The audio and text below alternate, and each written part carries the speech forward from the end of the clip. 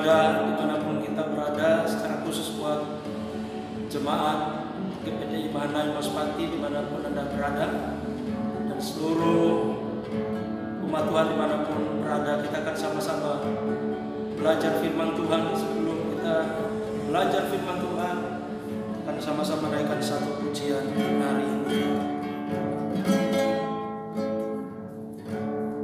Kuatkanlah hatimu,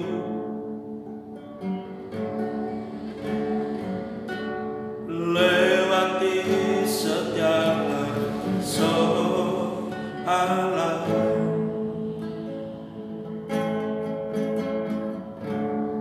Tuhan Yesus selalu menopangmu.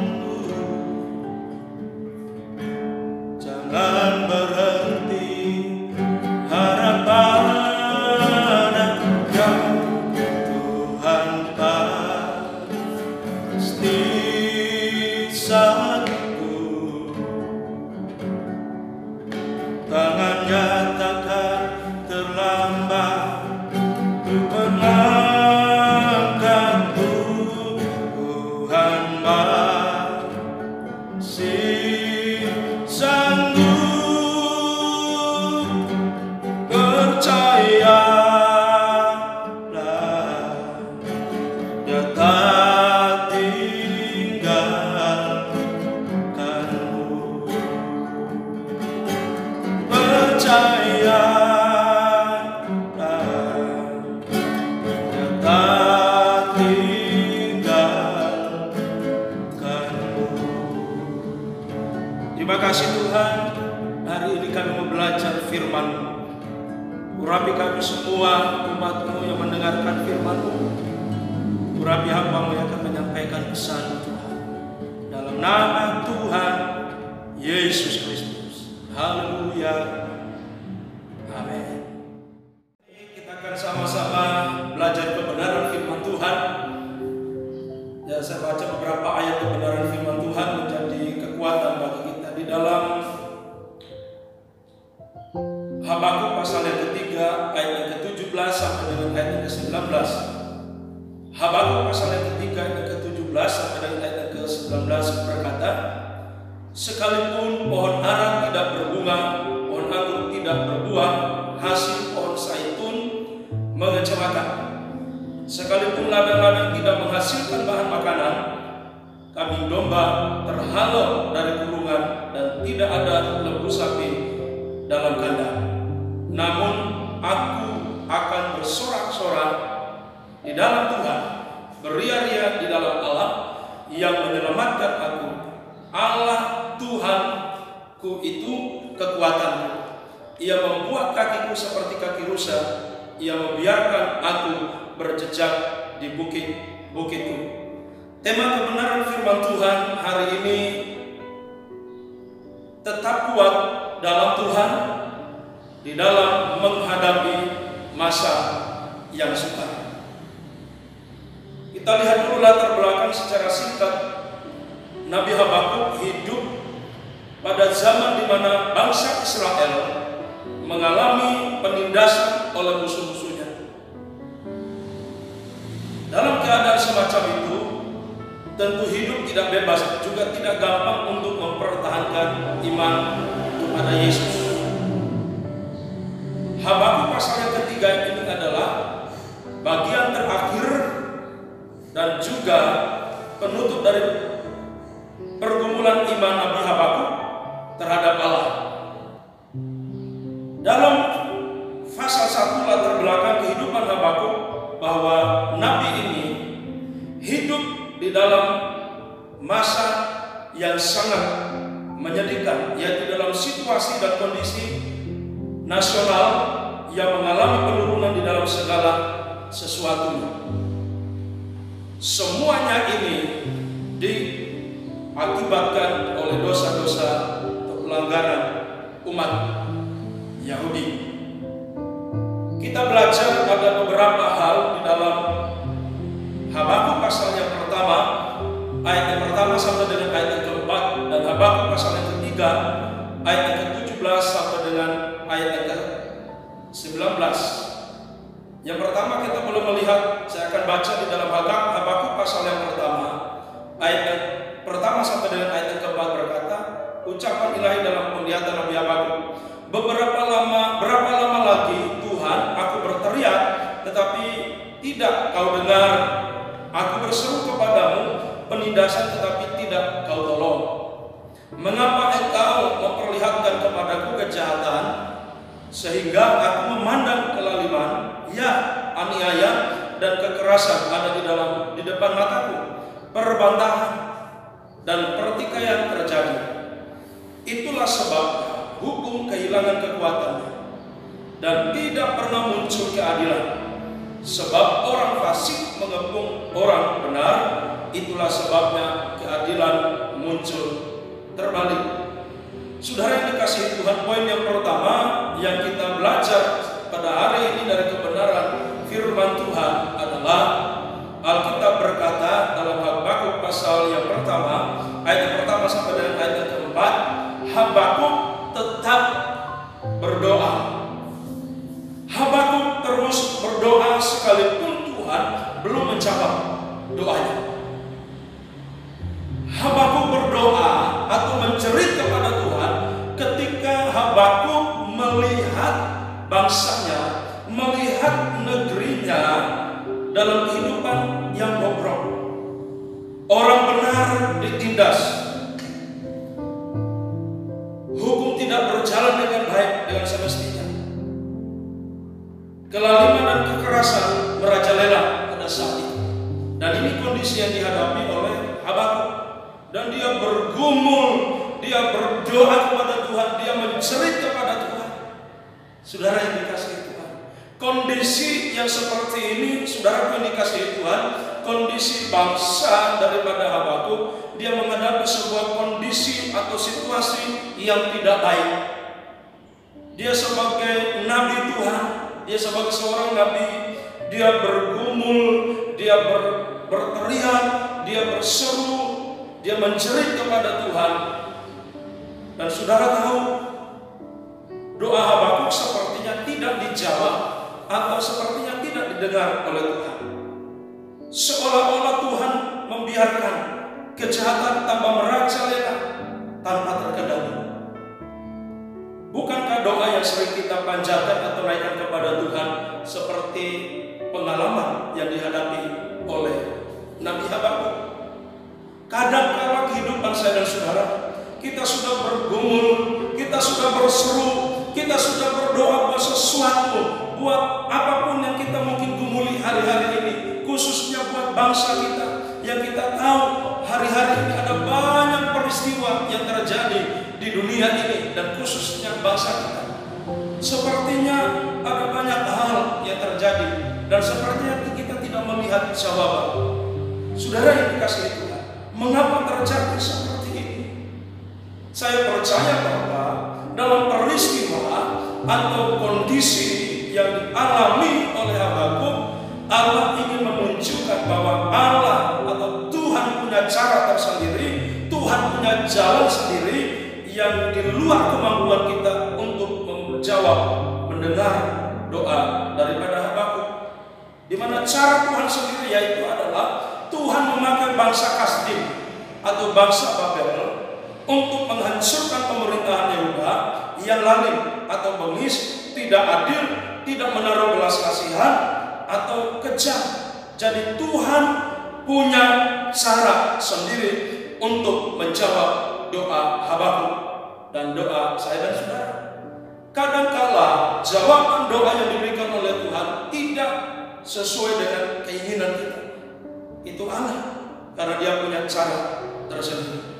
Jadi intinya adalah poin yang pertama, jangan pernah kita berhenti berdoa. Apapun itu yang kita gumuli, sepertinya kita belum melihat jawaban, sepertinya tidak ada mujizat, sepertinya tidak ada jawaban, kita terus berdoa. Jangan pernah berhenti untuk tidak berdoa. Kita terus berdoa kepada Tuhan. Yang kedua, kita lihat dalam Habakuk pasal yang ketiga, ayat yang ke-17 sampai dengan ayat yang ke-18. Kita sudah baca ayat-ayat ini, ayat yang ke-17 sampai dengan ayat yang ke-18. Poin yang kedua, Habakuk dia tetap berfokus kepada Tuhan. Habakuk tetap fokus kepada Tuhan. Di tengah-tengah kondisi yang dia hadapi, situasi yang tidak menentu, situasi yang tidak menguntungkan dia, situasi yang sangat menekan dia, fokus daripada Nabi Habakuk, dia tetap fokus kepada Tuhan. Dia tetap fokus kepada Tuhan. Kadang-kala masa sukar membuat Anda dan saya kehilangan fokus kepada Tuhan. Kadang-kala masa sukar menarik Anda dan saya untuk jauh dari Tuhan. Masa yang sukar menyebabkan kita berfokus hanya kepada masalah, tidak berfokus kepada Tuhan. Tapi Alkitab mengajarkan Anda dan saya, firman Tuhan mengajarkan kepada kita semuanya yang mendengar firman Tuhan hari ini, supaya dalam masa yang sukar sekalipun kita tetap fokus kepada Tuhan. Karena ketika kita tetap fokus kepada Tuhan, ada kemampuan Allah, ada kekuatan Allah yang Dia berikan bagi Anda dan saya menjadi orang yang lebih daripada pemenang hidup. Paulus berkata dalam 1 Korintus 10 ayat 13, pencobaan yang kamu alami ialah pencobaan biasa yang tidak melebihi kekuatan manusia, sebab Allah setia, dan karena itu Ia tidak akan membiarkan kamu dicobai melampaui kekuatanmu. Pada waktu kamu dicobai, Ia akan memberikan kepadamu jalan keluar, sehingga kamu dapat menanggungnya. Paulus berkata di dalam 1 Korintus 10 ayat 13 bahwa Paulus mengatakan bahwa masa yang sukar adalah masa yang biasa-biasa saja, bukan masa-masa yang luar biasa. Alkitab berkata, masa yang sukar adalah masa yang tidak melebihi kekuatan kita. Paulus berkata, masa yang sukar pasti kita alami dalam kehidupan ini. Semua orang pasti mengalami masa yang sukar. Ketika kita tetap fokus kepada Tuhan, kita mendapatkan kekuatan spiritual yang luar biasa dari Tuhan untuk tetap kita kuat di dalam Tuhan dalam menghadapi masa yang sukar. Artinya bahwa ketika Anda dan saya tetap fokus kepada Tuhan, kita dipersiapkan oleh Tuhan, ada kekuatan spiritual yang luar biasa dari Tuhan untuk tetap kita kuat di dalam Tuhan dalam menghadapi masa yang sukar. Yang terakhir, poin yang ketiga dalam Habakuk pasal yang ketiga ayat yang ke-19 berkata, saya baca ayat ini, Habakuk pasal yang ketiga ayat yang ke-19, Allah Tuhanku itu kekuatanmu, Ia membuat kakiku seperti kaki rusa, Ia membiarkan aku berjejak di bukit. Yang terakhir, Habakuk 3 ayat ke-19, mengandalkan Tuhan atau menaruh harapan pada Tuhan. Dalam kehidupan ini kita tidak bisa mengandalkan apa yang ada di bumi ini. Kekayaan kita tidak bisa kita andalkan, jabatan kita tidak bisa kita andalkan, sahabat-sahabat kita di bumi ini kita tidak bisa andalkan. Semuanya Alkitab berkata akan berakhir. Semuanya di bumi ini tidak ada yang pasti. Semuanya ada di bumi ini adalah tidak ada yang kekal. Oleh karena itu Alkitab berkata bagi Anda dan saya, kita belajar seperti Nabi Habakuk, dia belajar mengandalkan Tuhan. Karena ketika kita dalam mengandalkan Tuhan, tetap mengandalkan Tuhan di masa yang sukar sekalipun, kita terus mengandalkan Tuhan. Ada kekuatan baru, ada kemampuan Allah, ada kemampuan dari firman, ada kemampuan dari Roh Kudus untuk memberikan Anda dan saya kekuatan untuk menjadi orang-orang yang ada dalam kekuatan Tuhan. Kita juga tidak bisa mengandalkan manusia, karena Alkitab berkata manusia itu kekuatannya terbatas. Dia Allah, kita belajar mengandalkan Tuhan karena Dialah Tuhan yang tidak pernah mengecewakan siapapun. Oleh karena itu saudara yang dikasihi